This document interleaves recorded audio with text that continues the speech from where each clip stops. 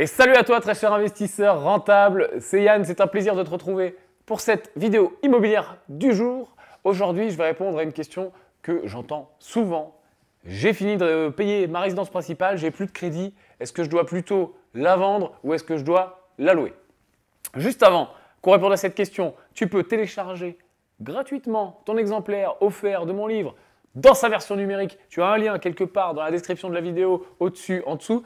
Tu cliques, tu mets ton prénom, ton email et je te l'envoie dans ta boîte mail directement. Alors, j'ai une résidence principale, j'ai fini de la payer ou j'ai quasiment fini de la payer. Est-ce que je dois en acheter une autre et la mettre en location ou est-ce que je la vends et puis voilà, qu'est-ce qui est plus intéressant pour faire du locatif? Alors, clairement, dans la grande majorité des cas, ça sera plus intéressant de vendre. Pourquoi? Parce que déjà, tu le sais, sur la résidence principale, tu es exonéré sur la plus-value. Donc, attention, par contre, les conditions sont strictes. Il faut que tu habites encore dedans.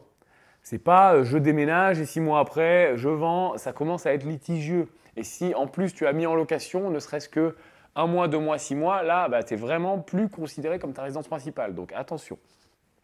Par contre, si tu vends ta résidence principale, en effet, tu es exonéré à 100% de plus-value. Donc, si tu as fini de payer en plus, ça veut dire que ça fait un moment que tu rembourses déjà et que tu vends et en plus tu es exonéré de plus-value, il est très possible que tu aies fait une plus-value importante. Il vaut mieux prendre cette plus-value et la réinjecter tout ou en partie dans un ou plusieurs investissements locatifs. Ça va te permettre de te diversifier, d'en acheter tout de suite plus, puisque tu vas quand même avoir pas mal de cash. Et puis surtout, tu vas pouvoir utiliser des solutions pour défiscaliser bien plus intéressantes. Parce que si tu mets en location, admettons tu ne vends pas, tu mets en location ta résidence principale, elle est finie de payer, tu n'as quasiment plus de charges. Tu n'as plus d'intérêt d'emprunt, il n'y a quasiment pas de travaux a priori, donc tu vas toucher un loyer. Certes, en face, il n'y a pas de crédit, mais tu vas te faire couper en deux par les impôts. Donc l'idée, ça serait plutôt de créer de la charge en achetant soit des choses à rénover ou en tout cas en achetant des choses à crédit.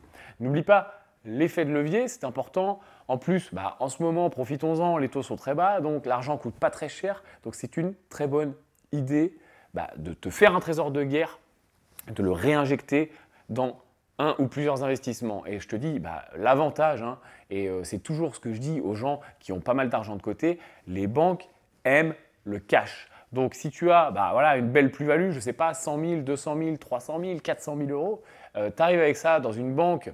Alors en plus, si la banque n'est pas ta banque, c'est encore mieux, puisque tu es un prospect, tu es un futur possible client, tu es le fromage que va venir chercher la souris. Et donc, tu es vraiment, vraiment, vraiment, vraiment en position de force pour négocier. Donc, réfléchis bien à ça.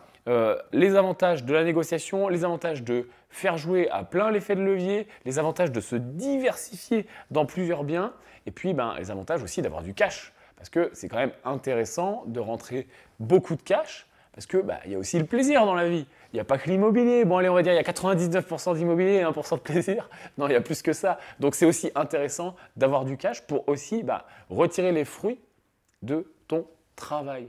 N'oublions pas que on va toujours chercher plus loin, etc. On va voir le futur, on va voir notre futur et notre évolution financière. Mais au bout d'un moment, il faut aussi en profiter un minimum. Donc, avoir un gros tas de cash, c'est intéressant. La force de 100 000 ou 200 000 euros sur l'augmentation de ton niveau de vie et puis surtout d'éventuels apports, d'éventuelles contre-garanties pour un bien, des placements diversifiés, l'effet de levier, etc. C'est très puissant.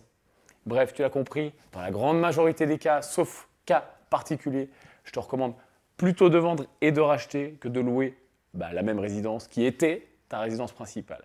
Tu utiliseras bien plus tous les avantages des investisseurs rentables.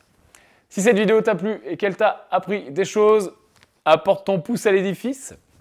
Tu peux aussi t'abonner à cette chaîne pour ne rien rater des conseils immobiliers. Tu es sur la chaîne des investisseurs rentables. Je te dis à très bientôt. À plus!